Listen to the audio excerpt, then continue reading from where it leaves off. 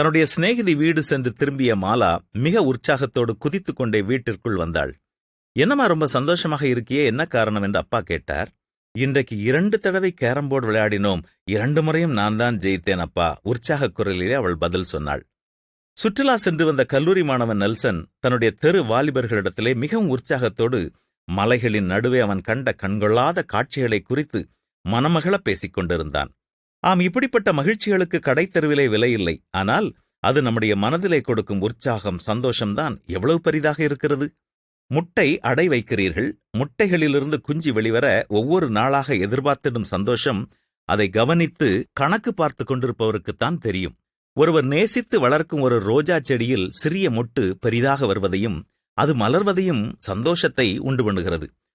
சூரிய உதயத்தை பார்க்கும்போதும் சூரிய அஸ்தமனத்தை பார்க்கும்போதும் சிலருக்கு உண்டாகும் சந்தோஷமே தனிதான். இவ்வாறு நாம் பெற்றுக்கொள்ளும் சந்தோஷங்களுக்காகவும் அனுதினமும் கர்த்தரை துதிக்க வேண்டியது நம்முடைய கடமையாக இருக்கிறது. இவ்வாறு நம் வாழ்வு தரும் சந்தோஷங்கள் 1000க்கும் மேற்பட்டவை.